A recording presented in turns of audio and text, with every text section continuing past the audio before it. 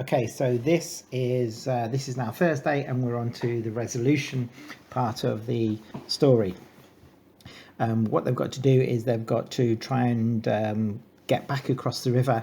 They've lost their boat.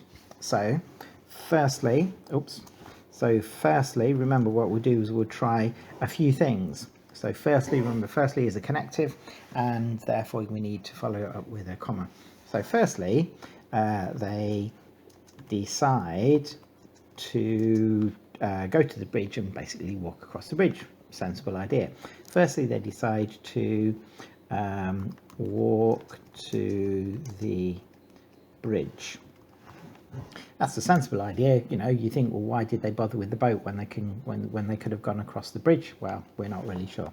So, on the way now, whenever we do a resolution part, we don't just say they tried to go to the bridge, that didn't work, oh well, never mind, let's try something else. We need to add some more details. So on the way to the bridge, now bearing in mind, on the way to the bridge is a fronted adverbial, by the way. Bearing in mind that the brother and sister don't really like each other very much, and also that Jane is very annoyed because David has been a bit of an idiot and he's forgotten to tie the boat up. So they're not going to be too happy. So on the way to the bridge, in fact, let's not put two siblings, let's just say they, because we know who they are. They argued constantly about whose fault it was. They argued constantly about whose fault, F-A-U-L-T, it was. So let's just check that sentence. On the way to the bridge, comma, fronted adverbial, yeah. They argued constantly about whose fault it was. They both blamed each other.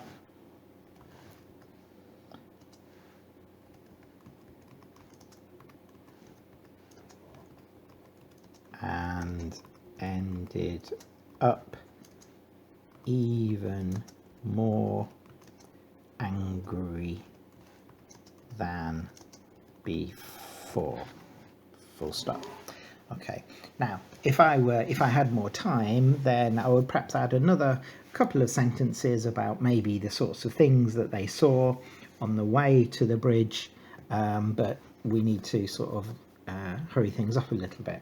So now I've got to explain what happened. So they got to the bridge, and we've already been told that the bridge is made of wood and it's not very strong, and we've been told that the river is a fast flowing river, so therefore there's this idea of danger involved. And so what we can say now, let's just make sure that you can see that properly. What we can say now is the fact that when they got to the bridge, they'd realised that it had been broken by the river because it was flowing so quickly. So, fronted adverbial, when they got to, in fact, rather than just saying the bridge, when they got to the old, wooden bridge.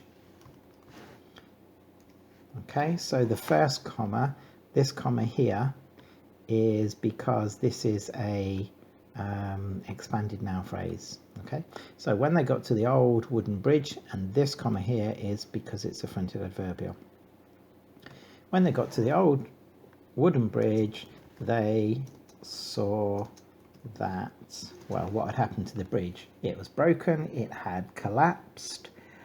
Collapse is a good word, let's use that. They saw that it had collapsed because of the fast flowing water. There we go. Okay, so they've tried one thing, that didn't work. So they need to try. They need to try something else. Let's think. After this,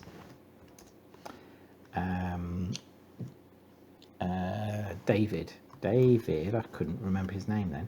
David suggested that they should try to swim across. So, what do you think his sister said? What do you think Jane said to this? Well, it's probably not very polite. You must be joking. You must be joking. His elder sister replied. And the reason I put a comma is because I want to continue the sentence. So how is she feeling about the fact that he's made such a ridiculous suggestion? So his elder sister replied, not knowing whether to laugh or cry. Full stop. And that's an expression quite often that people quite often use. It's if you're in a situation where something is so terrible and so ridiculous, that would possibly make you want to cry, but on the other hand, somebody suggested you do something which is really stupid, and therefore that's why you might want to laugh. So, you must be joking, his elder sister replied, not knowing whether to laugh or cry. Now, by this time, this sentence has got to, this is a fronted adverbial, by the way.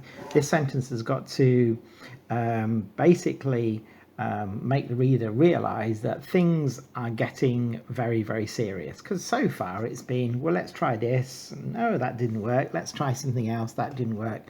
We've got to make it a little bit more dangerous for them. So by this time, it was getting dark and the children were still no nearer to getting home. Okay, so it's getting dark. That's one thing that's making it a little bit scary, possibly. Now, don't forget that where they live, it's not in a town, it's not even in a village. Remember, they have to walk a little while to get to the village. So where they live is quite away in the countryside. There's a river and there's a forest. Remember, we talked about trees next to the forest. So let's use that to make the situation even more scary. From the forest,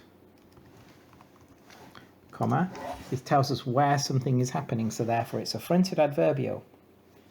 So from the forest, they could hear the cries of several different, spelled several wrong, there we go, several different wild animals. Several different wild animals. Now this is serious because they knew, they live around there, they knew that at night time the wild animals sometimes come out of the forest and start looking for food. So let's write that down. They knew that, comma, at night time,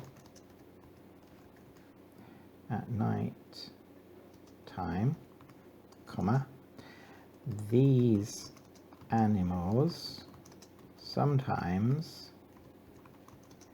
came out of the forest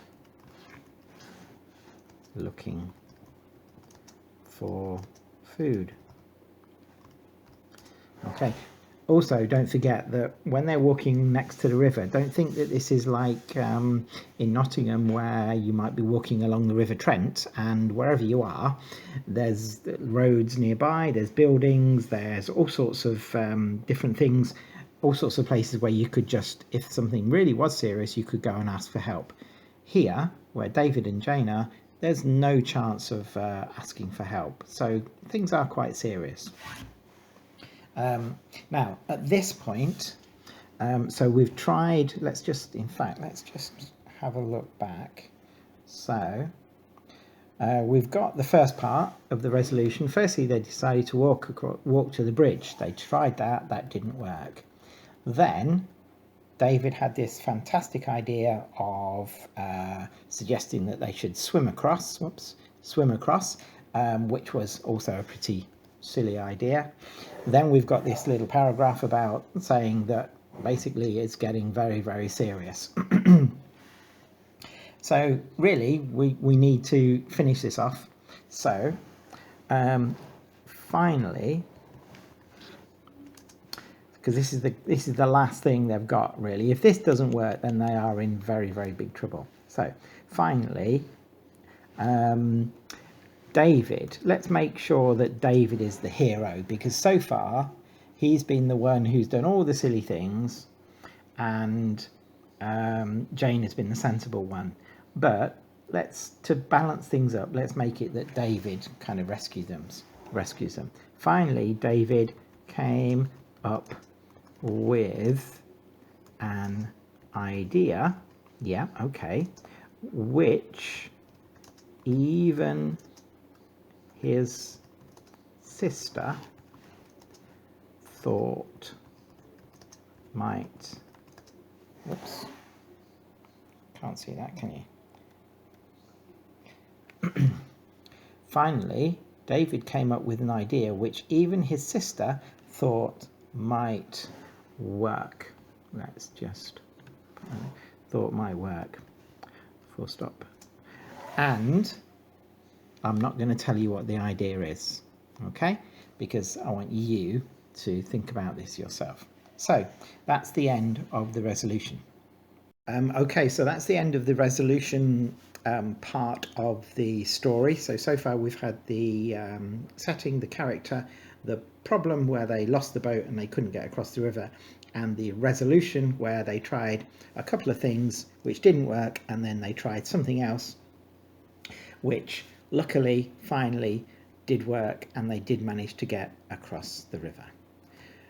As with all the other sections, please do have a try at writing one of these yourself.